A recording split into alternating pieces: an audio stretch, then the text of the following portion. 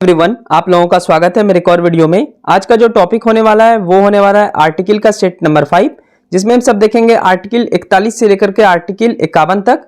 ठीक है, चलिए वीडियो की शुरुआत करते हैं। चैनल पे नए हैं तो चैनल को सब्सक्राइब कर लेंगे। अगर आपको इसका पीडीएफ चाहिए तो टेलीग्राम चैनल का लिंक मैं डिस्क्रिप्शन में दे दिया हूँ, जल्दी से ज्वाइन कर लें और आराम से आप पीडीएफ पा सकते हैं। ठीक है, चलिए हम सब अनुच्छेद 40 तक पढ़ चुके थे, ग्राम पंचायत तक। आइए अनुच्छेद 41 देखते हैं।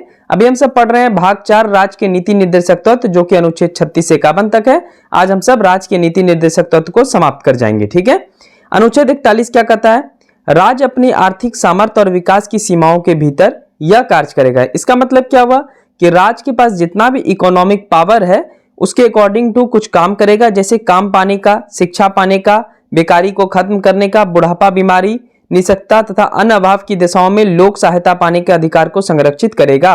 यानी राज्य के पास जितना कैपेबिलिटी है उस हिसाब से स्वास्थ्य के लिए इंफ्रास्ट्रक्चर बिल्ड करेगा, बनाएगा बिल्डिंग, स्वास्थ्य बिल्डिंग, या फिर शिक्षा के लिए स्कूल बनाएगा, काम पाने के लिए जॉब क्रिएट करेगा। ये सब राज्य करेगा आर्टिकल 41 के तहत। और ये नहीं कि राज्य के पास जो भी पैसा है उसके अकॉर्डिंग ही उसको काम करना है, यानी कि वो कर्ज ले लेगा, लोन ले लेगा, वो सब तो अलग बात हो जाती है। लेकिन जो भी उसके पास कैपेबिलिटी है उसके अनुसार वो शिक्षा पाने का, काम पाने का, और जैसे बूढ़ा आदमी हो जाता है, काफी बीमार होते हैं, तो उन सब के लिए स्वास्थ्य सेवाएं प्रदान करने का अवसर प्रदान करेगा आर्टिकल 41 के तहत राज्य। ठीक है, चलिए अनुच्छेद 42 क्या है?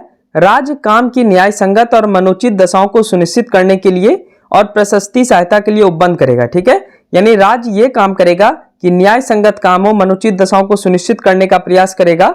मतलब राज्य का अनुच्छेद 42 के तहत यही काम होगा कि सबको न्यायिक रूप से काम मिले। ठीक है, इसी को बोलते हैं आर्टिकल 42। एक लाइन में आप समझ गए होंगे। अनुच्छेद 43 क्या है? राज्य कर्मचारी के लिए निर्वाह मजदूरी, शिष्ट जीवन स्तर आदि को बढ़ाने का प्रयास करेगा। यानी जो भी न्यूनतम मजदूरी मिलती है उसको हमेशा बढ़ाने का काम करेगा राज्य सरकार।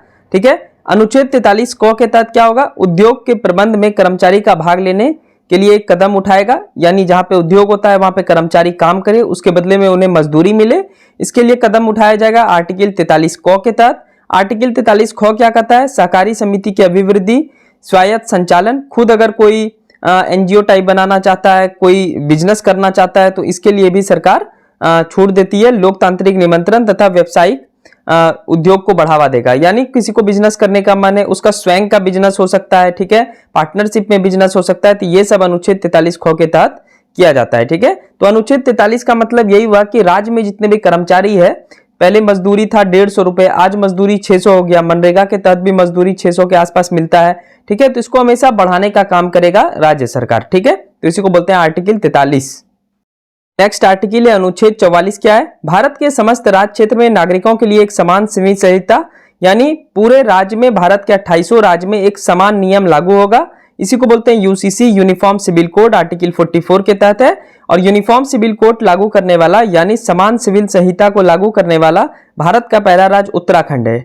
ऐसा क्यों है, मतलब ये चीज क्या हुआ, तो इसके बारे में मैं ऑलरेडी वीडियो बना चुका हूं, आप सब देख लेंगे, लेकिन मैं थोड़ा बहुत ब्रीफ इंट्रोडक्शन इसमें दे देता हूं। ठीक है, बहुत सारे, मतलब हमारे कंट्री में कुछ भी जो नियम बनते हैं वो हमारे कॉन्स्टिट्यूशन के हिसाब से बनते हैं। ठीक है, लेकिन बहुत सारे ऐसे नियम अभी भी हैं, जैसे कि कोई कुरान से रिलेटेड है, जैसे कि मुस्लिम पक्ष कुरान से रिलेटेड बहुत सारी चीजों को मानता है, तो वो सब इसमें फिनिश हो जाएगा। ठीक है, इसका मतलब ये है कि हम सब का जो देश चलता है वो कॉन्स्टिट्यूशन से चलता है, ना कि किसी ग्रंथ से चलता है। ना कि ये नहीं कि सिर्फ मुस्लिम के बारे में बोल रहा हूं मैं, मुस्लिम का कुरान हो गया, हिंदू का गीता हो गया, ठीक है, बाइबल हो गए, ईसाई सबका। अगर इन तीनों को मिक्सअप कर देंगे तो इस हिसाब से कंट्री नहीं चलेगा। ठीक है, हमारा कंट्री धर्म सांप्रदायिक नहीं है। ठीक है, यहाँ हर एक व्यक्ति को धर्म का अधिकार है, लेकिन हम सबका कंट्री चलेगा किससे? हम सबका कंट्री चलता है कॉन्स्टिट्यूशन से, संविधान से चलता है। ठीक है, तो संविधान से चलेगा तो सबके लिए समान नियम लगेगा। इसी समान नियम को बोलते हैं यूसीसी, यूनिफॉर्म सिविल कोड, और इसको उत्तराखंड पहला राज्य बन गया है लागू करने वाला। ठीक है, आई होप समझ गए होंगे आप सब। आर्टिकल 45 क्या है? 86वें संविधान संशोधन 2002 द्वारा इसमें क्या किया गया? राज्य जो है 6 वर्ष की आयु या इससे कम आयु के बच्चों को बाल्य अवस्था में, यानी जब वो चाइल्डहुड में रहेगा तो उसका देखरेख करेगा और शिक्षा देने का प्रयास करेगा, जो कि ऑलरेडी जैसे आंगनबाड़ी शुरू किया गया है। ठीक है, तो उसमें 6 वर्ष से कम ही बच्चे को तो शिक्षा दिया जाता है। शिक्षा का ये उसको सिखाया जाता है, खेलकूद सिखाया जाता है। तो ये सरकार करेगी किस आर्टिकल के तहत? तो आर्टिकल 45 के तहत, और सरकार कर भी रही है। आप देखे होंगे आंगनबाड़ी आपके गांव में होंगे स्कूल, मिडिल स्कूल के साथ ही उसको ऐड कर दिया जाता है, जिसमें छोटे छोटे बच्चे पढ़ते हैं। नेक्स्ट आर्टिकल है आर्टिकल 46। क्या है?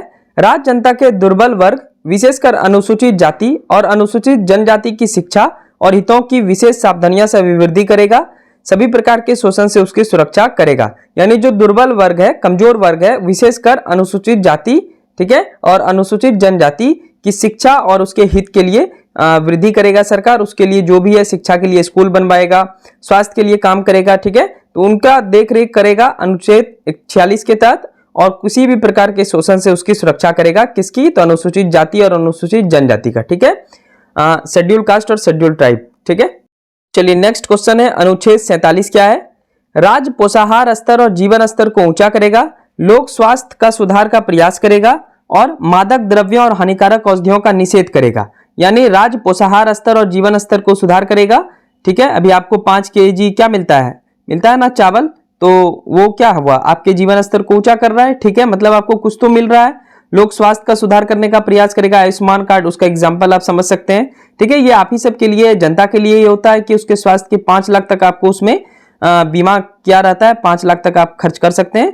तो ये सब सरकार कर रही है, कदम उठा रही है। तो उदाहरण के तौर पे आप आई होप समझ गए होंगे। मादक द्रव्य होता है शराब वगैरह, कुछ हानिकारक मेडिसिन, इस सबको रोक लगाएगा। बहुत सारे मेडिसिन पे रोक भी है इंडिया में, तो ये सब भी आर्टिकल 47 के तहत राज्य सरकार इवन केंद्र सरकार कर सकती है, ठीक है। चलिए अनुच्छेद 48 क्या है? राज्य कृषि और पशुपालन का आधुनिक ढंग से संगठित करने और दुधारू पशुओं के वध पर रोक लगाने के लिए कदम उठाएगा। तो यह अनुच्छेद 48 है।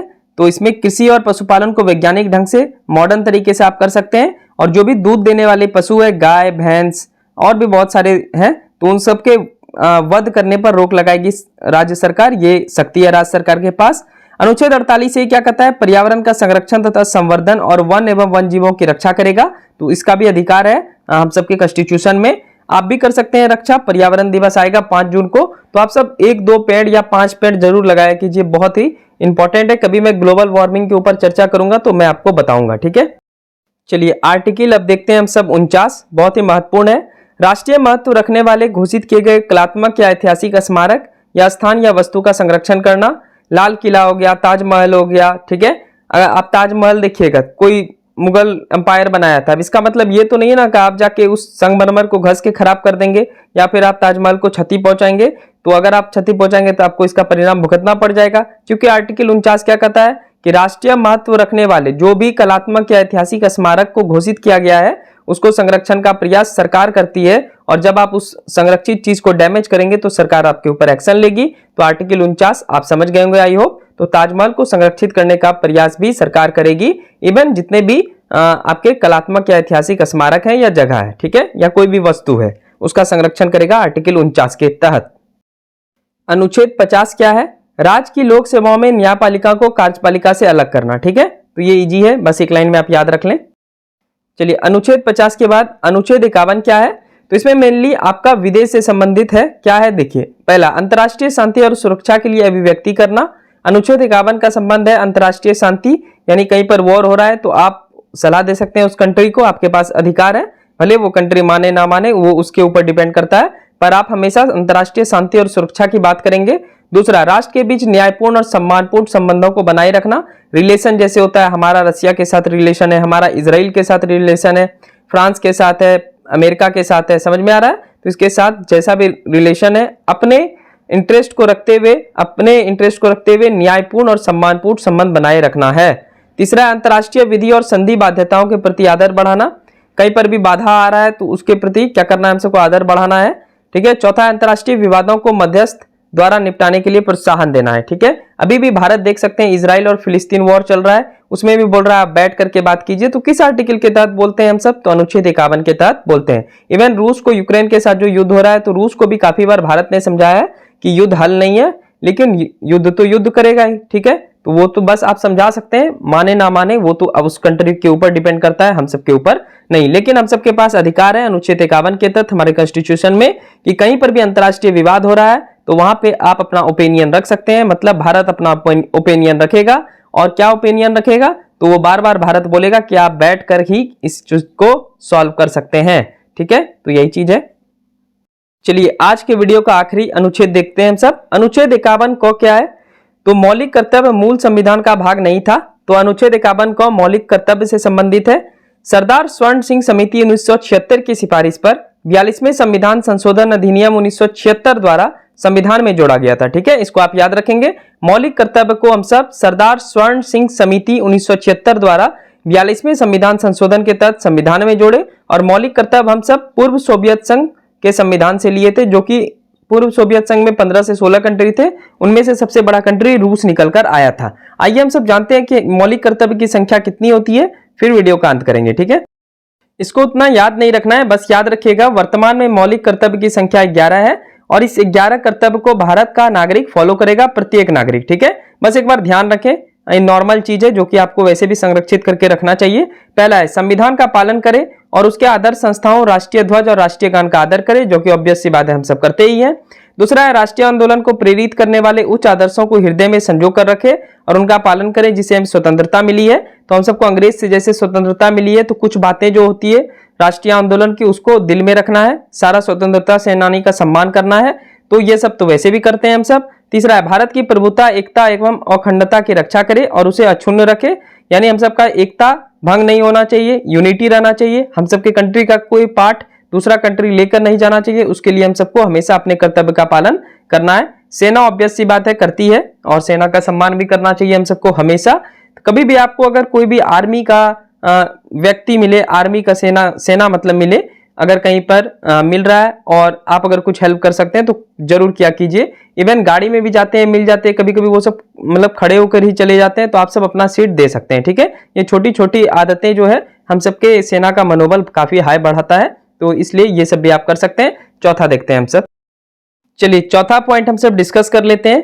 4 पॉइंट है देश की रक्षा करेंगे और आह्वान किए जाने पर राष्ट्र की सेवा करेंगे।